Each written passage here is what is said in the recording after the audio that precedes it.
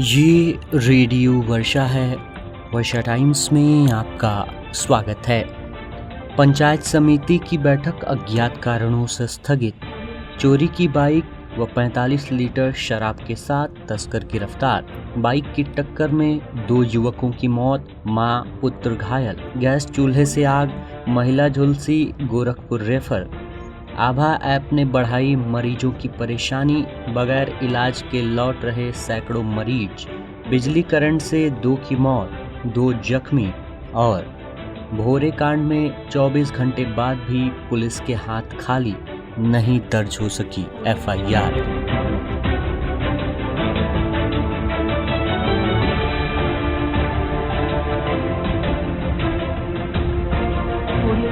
वर्षा times के साथ मैं नवनीत। अब वर्षा टाइम्स विस्तार से।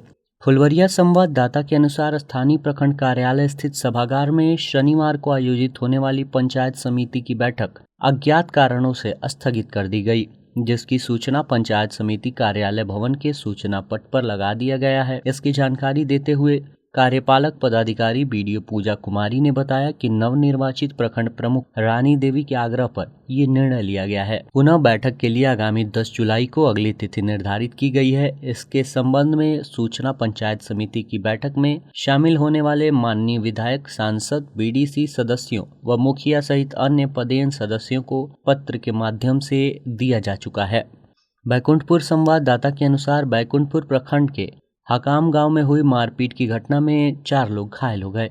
घायलों में संतोष कुमार, संजय राय, सुशील कुमार एवं मुन्ना कुमार शामिल हैं। घायलों को इलाज हेतु सरकारी अस्पताल में भर्ती कराया गया है, जहां उनका इलाज चल रहा है। पुलिस फिलहाल इस मामले की जांच कर रही है।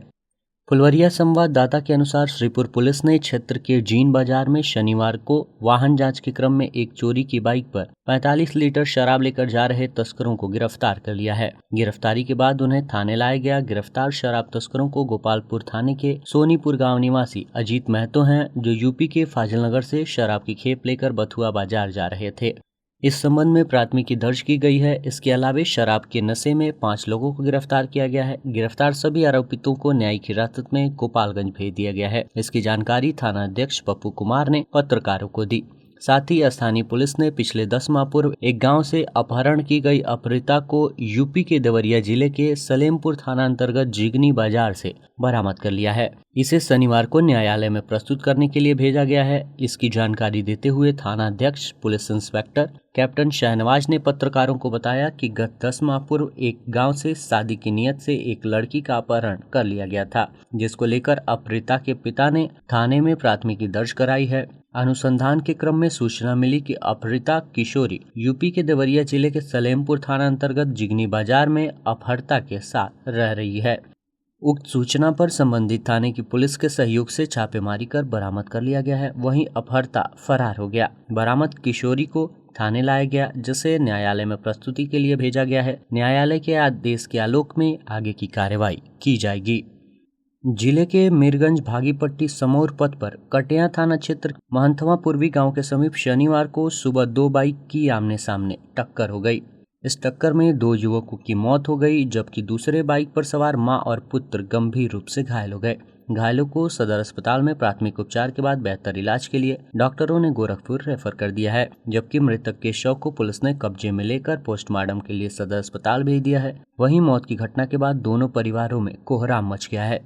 पुलिस मौके पर पहुंचकर घायलों को अस्पताल भिजवा दोनों बाइकों को जब्त कर लिया है। घटना के संदर्भ में मिली जानकारी के अनुसार कटिया थाना क्षेत्र के गिरधर पोइया गांव निवासी 35 वर्षीय राम इकबाल महतो व 23 वर्षीय नागेंद्र महतो अपनी बजाज डिस्कवर बाइक पर सवार होकर काफी तेज रफ्तार में भागीपट्टी समौर की तरफ से जमुनिया बाजार की तरफ आ रहे थे, जबकि उसी थाने के सुमरिया गांव निवासी 22 वर्ष Manish Thakur hero CD deluxe bike से अपनी मां को लेकर पंचदेवरी प्रखंड मुख्यालय की तरफ डॉक्टर से दिखाने जा रहे थे। अभी वह महंथवा उत्क्रमित मध्य विद्यालय के समीप पहुंचे ही थे कि दूसरी तरफ से आ रही तेज रफ्तार बाइक ने मनीष के बाइक में सामने से जोरदार टक्कर मार दी, जिससे मनीष अपनी मां के साथ सड़क पर गिर गए। इस भीषण दुर्घटना में चारों गंभीर रूप से घायल हो गए। वहीं घटना की सूचना पाकर मौके पर पहुंची डायल 112 की टीम ने स्थानीय लोगों की मदद से सभी घायलों को इलाज के लिए पंचदेवरी पीएचसी लाया गया, जहां पहुंचते ही राम इकबाल महतो व नागेंद्र महतो को डॉक्टरों ने मृत घोषित कर दिया। मौत की खबर के बाद दोनों के घर में कोहराम कोहराम मच गया है।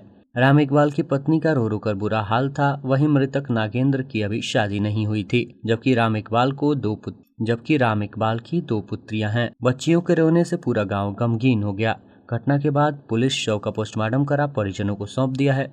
फुलवरिया थाने क्षेत्र के चमारीपट्टी गांव में गैस चूल्हे पर चाय बना रही एक महिला आग के चपेट में आ गई, जिससे महिला बुरी तरह झुलस गई। वहीं परिजनों ने झुलसी हुई महिला को तत्काल इलाज के लिए सदर अस्पताल में भर्ती कराया, जहां डॉक्टरों ने प्राथमिक उपचार के बाद नाजुक हालत में बेहतर इलाज के लिए गोरखपुर रेफर कर दिया। फिलहाल महिला की स्थिति गंभीर बनी हुई है। महिला फुलवरिया थाना क्षेत्र के चमारीपट्टी गांव की मनोरमा देवी बताई जा रही है। घटना के संदर्भ में मिली जानकारी के अनुसार आग से झुलसी महिला अपने परिवार के लिए सुबह चाय बना रही थी। इसी बीच गैस चूल्हे से गैस लीक करने के कारण उसमें आग लग गई, लेकिन उक्त महिला समझ नहीं पाई। इस दौरान आग अचानक चूल्हे के साथ साथ सिलेंडर तक पहुंच गई। आग बुझाने की कोशिश की, लेकिन आग उसके कपड़े को पकड़ ली और देखते देखते महिला आग से बुरी तरह झुलस गई। गोपालगंज संवाददाता के अनुसार मरीजों के सुविधाजनक इलाज व उनके इलाज से संबंधित कागजातों को एक जगह एकत्रित रखने के उद्देश्य से बनी आभा ऐप अब मरीजों के लिए परेशानी का सबब बन गया है। शनिवार को अस्पताल के ओपीडी में इलाज कराने आए सैकड़ों मरीज बगैर इलाज कराए घर वापस लौट गए। दूर दराज इलाकों के लिए आए मरीजों के बीच मायूसी व अस्पताल प्रशासन के खिलाफ आक्रोश भी देखने को मिला। जानकारी के अनुसार सदर अस्पताल में आभा ऐप के जरिए ओपीडी का पर्चा लगना और इलाज सभी होता है। आभा ऐप का इस्तेमाल करना सभी मरीजों के लिए आसान नहीं है। जिनके पास स्मार्टफोन है वे तकनीकी जानकारी आसानी से ऐप का उपयोग कर डॉक्टरों से दिखा लेते हैं, लेकिन जिनके पास स्मार्टफोन या कोई तकनीकी जानकारी नहीं है वे आभा ऐप का इस्तेमाल नहीं कर पाते और उन्हें काफी परेशानी होती है। ग्रामीण इलाकों से आने वाले आर्थिक रूप से कमजोर मरीजों के पास स्मार्टफोन या इंटरनेट का इस्तेमाल करने की क्षमता नहीं होती। ऐसे में आभा ऐप के जरिए उन्हें स्वास्थ्य सेवाओं तक पहुंचाना काफी मुसीबत साबित हो रहा है। भोरे संवाददाता के अनुसार भोरे थाने के 2 अलग अलग जगहों पर बिजली का करंट लगने से 2 लोगों की मौत हो गई, जबकि 2 लोग बुरी तरह जख्मी हो गए हैं। पुलिस ने एक शव को कब्जे में लेकर पोस्टमार्टम के लिए गोपालगंज भेज दिया है, जबकि दूसरे मृतक के शव का परिजनों ने बिना पोस्टमार्टम कराए ही अंतिम संस्कार कर दिया।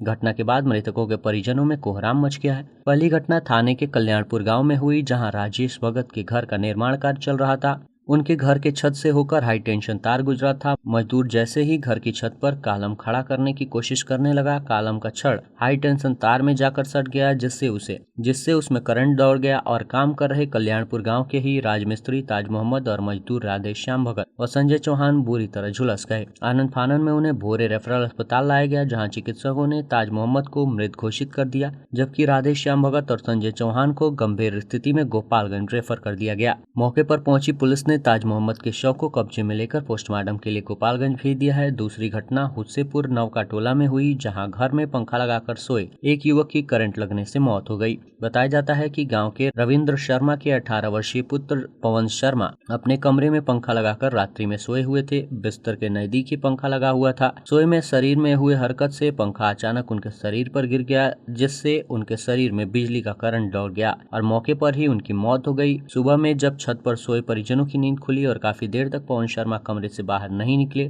तब वहां लोग अंदर गए। वहां पवन शर्मा अपने बिस्तर पर मृत पड़े हुए थे। परिजनों ने बिना पोस्टमार्टम कराए ही झरही नदी के किनारे उनका अंतिम संस्कार कर दिया। घटना के बाद दोनों मृतकों के परिजनों का रो रो कर बुरा हाल है। थाने पुलिस ने शुक्रवार की देर शाम शराब के नशे में 4 लोगों को जगदीशपुर चंद्रिका मोड़ से गिरफ्तार कर लिया है। थानाध्यक्ष धीरज कुमार ने बताया कि शराब के नशे में गिरफ्तार थाना क्षेत्र के जगदीशपुर गांव के तूफानी राम और मेठा राम, रामचंद्रपुर के योगेंद्र ठाकुर तथा यूपी के कुशीनगर जिले के विशुनपुरा थाना क्षेत्र के शिव शंकर चौहान बताए जा रहे हैं। मेडिकल जाँच के बाद शनिवार को उन्हें न्यायालय में प्रस्तुत किया गया। साथ ही थाने पुलिस ने शुक्रवार की देर रात में छापेमारी कर देशी शराब के साथ एक महिला को लछवार दुर्गा मंदिर के पास से गिरफ्तार किया है। थानाध्यक्ष धीरज कुमार ने बताया कि 10 बोतल देशी शराब के साथ गिरफ्तार महिला तस्कर लछवार दुर्गा मंदिर के समीप की गीता देवी बताई जा रही है, जिस पर उत्पाद अधिनियम के तहत प्राथमिकी दर्ज कर शनिवार को न्यायिक हिरासत में भेज दिया गया है।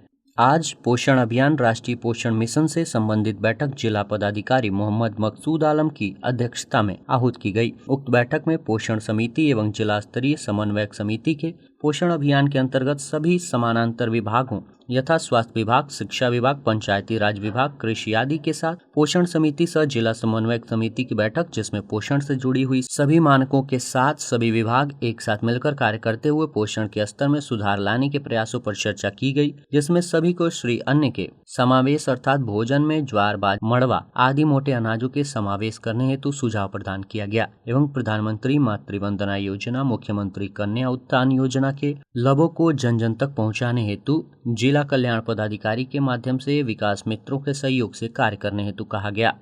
भोरे में शुक्रवार को हुए गोलीकांड में अपराधियों की गिरफ्तारी के लिए एसपी द्वारा गठित एसआईटी के हाथ 24 घंटे बाद भी खाली हैं। अभी तक पुलिस को कोई ठोस सुराग हाथ नहीं लग सका है और न ही किसी की गिरफ्तारी हो सकी है। इससे लोगों में नाराजगी है। हालांकि पुलिस का दावा है कि जल्द ही पूरे मामले का उद्भेदन कर दिया जाएगा। घायल का बयान नहीं आने से अभी तक प्राथमिकी भी दर्ज नहीं हो सकी है। घायल अरविंद सिंह को शनिवार को बेहतर इलाज के लिए गोरखपुर से लखनऊ रेफर कर दिया गया है। गोली उनके सिर में जाकर फंस गई है। गोरखपुर में डॉक्टर सिर में फंसी गोली को निकाल नहीं सके, ऐसे में उन्हें लखनऊ के लिए रेफर कर दिया गया है। वहां मेदांता अस्पताल में उनका इलाज चल रहा है। डॉक्टर सिर में फंसी गोली को निकालने का प्रयास कर रहे हैं।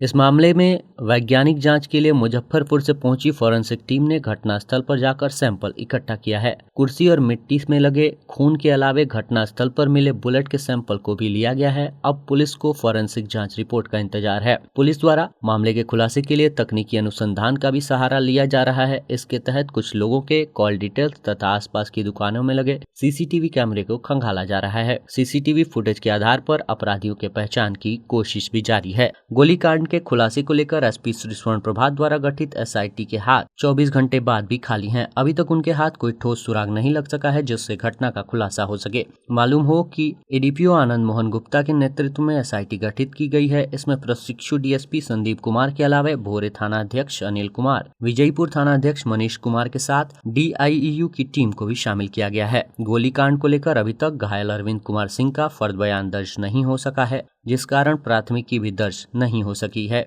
पुलिस जब तक बयान दर्ज करने गोरखपुर जाती तब तक अरविंद कुमार सिंह को लखनऊ रेफर कर दिया गया। पुलिस की टीम लखनऊ के लिए रवाना हो गई है, जो वहां उनका फर्द बयान लेगी। मामले को लेकर एसडीपीओ आनंद मोहन गुप्ता ने कहा कि मामले की जांच की जा रही है। जांच के बाद ही साफ हो पाएगा कि अरविंद सिंह को गोली क्यों मारी गई। इसमें शामिल अपराधियों की गिरफ्तारी को लेकर छापेमारी जारी है। और अंत में सुर्खियां एक बार फिर। पंचायत समिति की बैठक अज्ञात कारणों से स्थगित। चोरी की बाइक व 45 लीटर शराब के साथ तस्कर गिरफ्तार। बाइक की टक्कर में 2 युवकों की मौत, मां पुत्र घायल। गैस चूल्हे से आग, महिला झुलसी गोरखपुर रेफर। आभा ऐप ने बढ़ाई मरीजों की परेशानी, बगैर इलाज के लौट रहे सैकड़ों मरीज। बिजली करंट से 2 की मौत, 2 बुरी तरह जख्मी। और भोरे गोलीकांड में 24 घंटे बाद भी पुलिस के हाथ खाली, नहीं दर्ज हो सकी प्राथमिकी। वर्षा टाइम्स का ये अंक यहीं समाप्त हुआ। नमस्कार।